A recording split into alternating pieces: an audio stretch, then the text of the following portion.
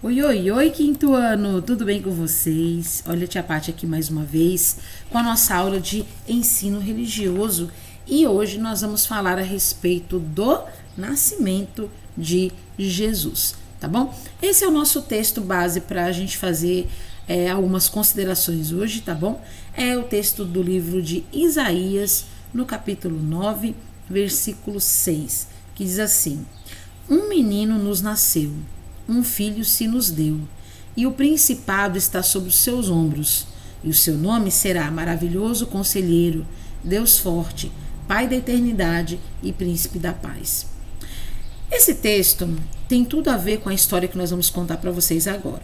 Então, era uma vez uma menina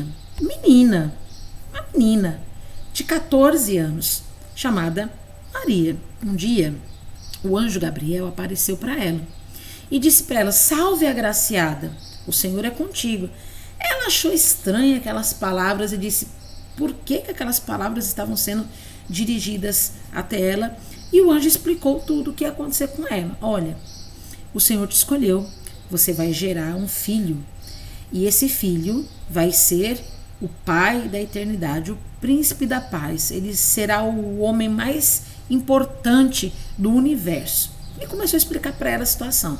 Só que ela estava ali numa enrascada. Por quê? Maria tinha 14 anos, porém, ela já estava prometida em casamento a um homem chamado José.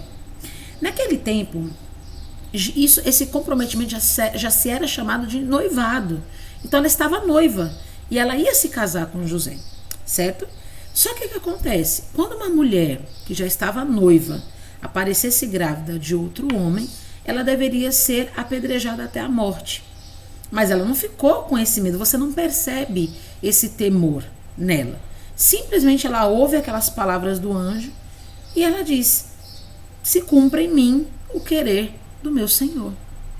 E ela não ficou preocupada se José iria saber ou não. O anjo deu uma confirmação para ela. O anjo disse assim: olha, a sua prima Isabel, que já é idosa e nunca teve filhos por ser estéril, ela está grávida.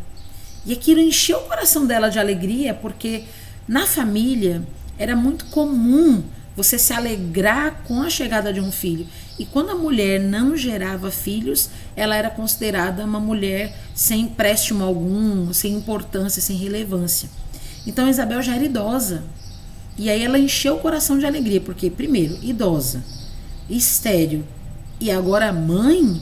Então ela ficou tão cheia de júbilo, tão cheia de gratidão por aquilo, que ela decidiu ir até a casa de Isabel. E quando chegou lá, assim que ela chegou na casa de Isabel, o bebê, né, que estava na barriga de Isabel começou a pular, e Isabel foi cheia do Espírito Santo. E ela abraçou Maria e falou: que alegria e que honra poder receber na minha casa a mãe do meu Senhor. Maria não disse nada para ela. Ela só olhou para Maria, sentiu a presença do Espírito Santo de Deus e correu e abraçou Maria.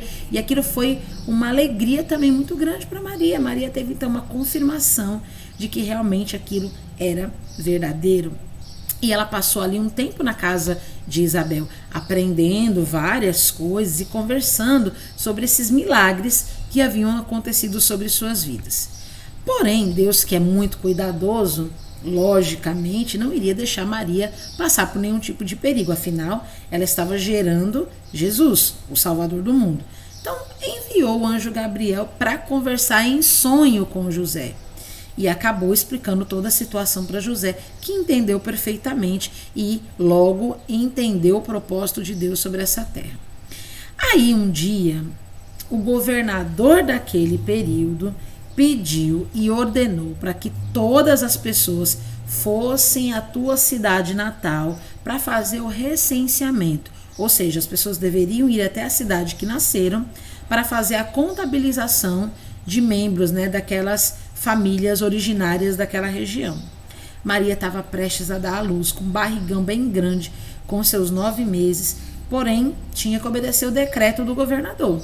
Então eles foram, né, e naquela época a viagem era feita a pé, né, então não tinha condições de levar Maria num conforto maior, a não ser baseando-se aí num jumentinho. Quando eles chegaram naquelas cidades, estava tão cheia de gente que todo mundo teve que obedecer o decreto do governador, que todas as pousadas estavam entupidas de gente. Não tinha lugar para eles, né? E eles de fato deveriam ter ido bem mais devagar por conta da gravidez de Maria. Então, ao chegar em todas as pousadas, estava tudo cheio. Um dia, né, em que eles ainda estavam procurando lugar para para descansar um pouco, um homem atendeu eles e disse assim: olha, eu tenho um lugar para vocês, mas não é assim, né, nada confortável. É o lugar onde ficam os cavalos. Vocês gostariam de ir para lá? Bom, é o que temos, né? Então eles foram para o estábulo, e quando chegou no estábulo, foi ali naquele lugar aonde Jesus nasceu. Eles prepararam uma caminha com palha ali na manjedoura, né, que era o prato de comida, né, dos animais, e ali Jesus nasceu. Muita gente canta aquela musiquinha, né, que pobrezinho nasceu em Belém. Bom, Jesus ele não era pobrezinho, né, de forma alguma. Jesus ele não era pobrezinho. Jesus ele era inclusive filho de um carpinteiro, e esse carpinteiro demonstrava ser muito talentoso e, portanto, tinha serviço, né, e tinha clientela que podia atender. Mas o que aconteceu foi que Deus, em sua grande sabedoria e graça, ele continua fazendo a mesma coisa, como sempre. Ele usa as coisas grandes para confundir as pequenas e usa as coisas pequenas para confundir as grandes. Ele faz do pequeno o maior e do maior o menor. Então Deus ele faz todas as coisas perfeitamente. E porque Jesus nasceu, hoje nós temos alegria, tanto quanto aqueles pastores que foram os primeiros que foram até lá para poderem ser testemunhas do nascimento do Salvador. Houve então o aparecimento de uma estrela que guiou eles até o lugar onde Jesus estava. E ali eles sentiram a presença do Espírito Santo e se alegraram. E esses pastores foram os primeiros que viram. E por que Deus usou os pastores para serem os primeiros a ver? Porque a profissão de pastor naquela época, pastor é aquele que cuida do rebanho, das ovelhas, era a mais desprezível, era a pior das piores, a menos considerada.